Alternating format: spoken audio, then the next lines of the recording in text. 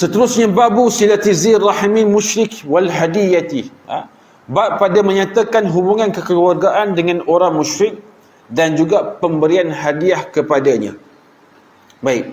Hadatsana Muhammad bin Salam qala akhbarana Abdah an Ubaidillah an Nafi' an Ibnu Umar ra'a Umaru hullatan siyara'a faqala ya Rasulullah law ishtarayta hazihi falabistaha yawmal jum'ah walilwufudi iza atawka faqala ya Umaru innama yalbasu hazi man la khalaqa lah thumma uhdiya li Nabi sallallahu alaihi wasallam minha hulalun fa ahda ila Umara minha hullatan faja'a Umaru ila Rasulullah sallallahu alaihi wasallam faqala ya Rasulullah ba'asta ilayya hadhihi wa qad sami'tuka qulta fiha ma qulta qala inni lam uhdiha laka litalbasaha innama ahdaituha ilayka litabi'aha aw litaskusuha aw litaksuha fa ahdaha Umaru li akhi lahu min ummihi musyrik.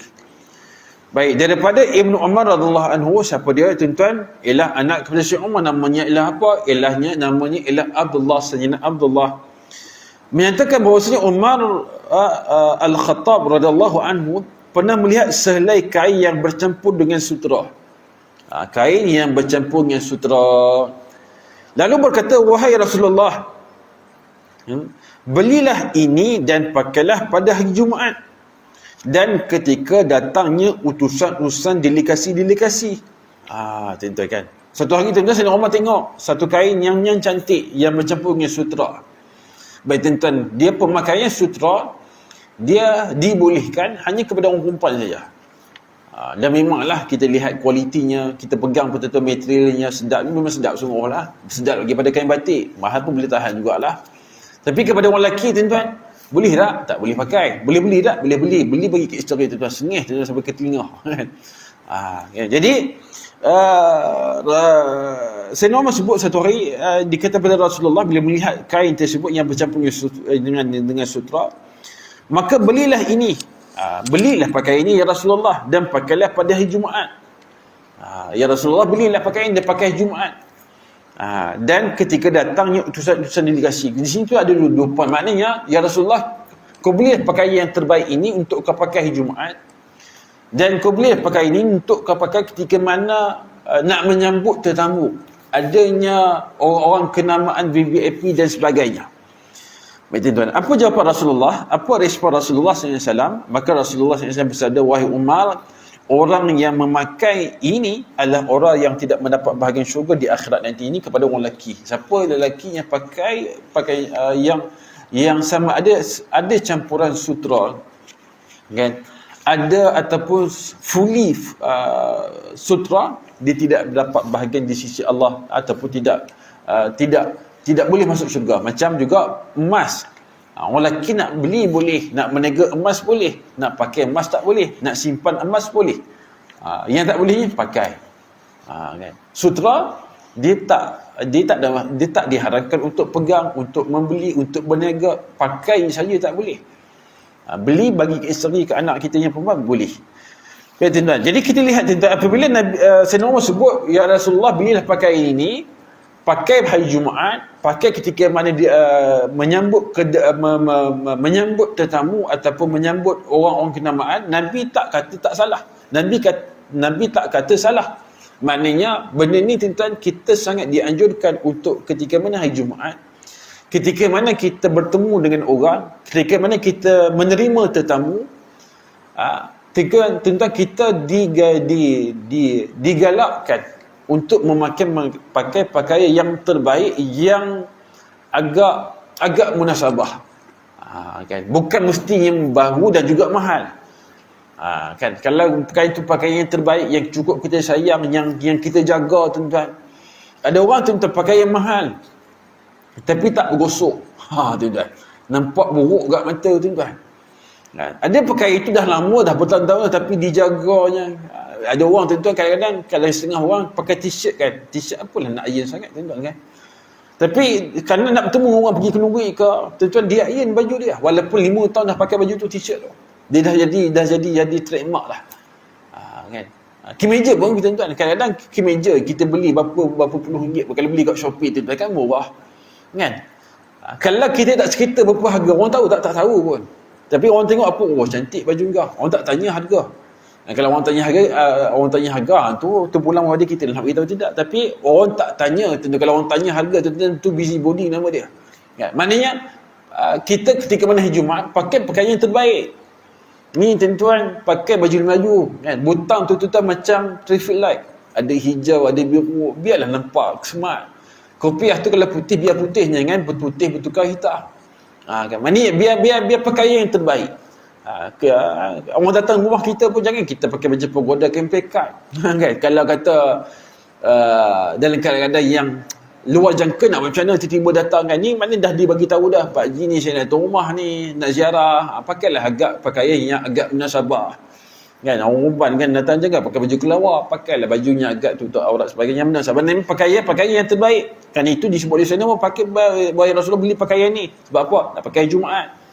Nak pakai sebab apa? Nak sambut orang tetamu kenamaan sebagainya. Nabi tak nafikan tentang betapa dituntut untuk pakai Jumaat ini adalah pakaian yang terbaik. Ketika mana nak berziarah, ketika mana nak menyambut tetamu, pakaian yang terbaik. Cuma Nabi sebut apa? Tentang bab satu saja perkara, kepada orang lelaki, orang yang memakai sutra, maka orang macam ni dia tidak mendapat bahagian ataupun tidak boleh masuk syurga di sisi Allah Subhanahu Wa Taala. Baik. Kemudian Rasulullah sallallahu alaihi wasallam dihadiahkan sejumlah kain. Satu keadaan, satu peristiwa yang lain, Nabi SAW dihadiahkan sejumlah kain. Tuan-tuan kan. Ini tuan-tuan kan. Lalu Nabi Muhammad SAW menghadiahkan kepada Umar sehelai kain. Ketika mana kita mendapat hadiah, tuan-tuan kan. Inilah tuan-tuan menjadi seorang yang menjadi pemimpin. Ada kala ni tuan-tuan sekalian, menjadi pemimpin ada kalanya berkait dengan tugas ataupun kerja yang kita buat. Kadang-kadang kita diuji dengan benda-benda yang sifat dia ialah hadiah. Okay. Yang ni lah tuan-tuan yang kadang-kadang kita kena berwaspada, yang dinamakan dengan rasuah dan sebagainya. Jadi dan inilah dengan keadaan ni. Jadi Nabi Muhammad SAW ketika mana dihadiahkan sejumlah kain, orang bagi kat Rasulullah, maka Rasulullah pula menghadiahkan kain sehelai kain kepada Sayyidina Umar radhiyallahu anhu. Lalu datanglah Sayyidina Umar kepada Rasulullah, lantas berkata, wahai Rasulullah. Setelah mana Sayyidina Umar terima kain, maka Sayyidina Umar pergi kat Rasulullah. Untuk apa? Untuk bertanya, wahai Rasulullah, engkau mengirimkan kepada aku kain ini, sedangkan aku telah mendengar darimu engkau berkata seperti mana yang engkau telah katakan, ya Rasulullah, engkau bagi kat aku ni rupanya kain sutra. Kau kata kat aku tak boleh pakai, tapi engkau bagi hadiah kat aku. Tuan-tuan kan. Maka Rasulullah SAW bersabda, sesungguhnya aku bukan menghadiahkannya untuk engkau pakai. Sesungguhnya aku menghadiahkan kepadamu untuk engkau menjualnya atau memakaikan kepada orang lain. Maka Sayyidina Umar radhiyallahu anhu menghadiahkan kain itu kepada saudaranya, yakni saudaranya seibu yang masih musyrik. Tuan-tuan kan. Ini cantik juga tuan-tuan untuk kita sama-sama bincangkan, iaitu tuan-tuan ketika mana kita ada hadiah, kita memberikan hadiah kepada seseorang, kita terima hadiah tu tuan-tuan, bukan bermaksud untuk kita pakai, tengok pada keadaan lah.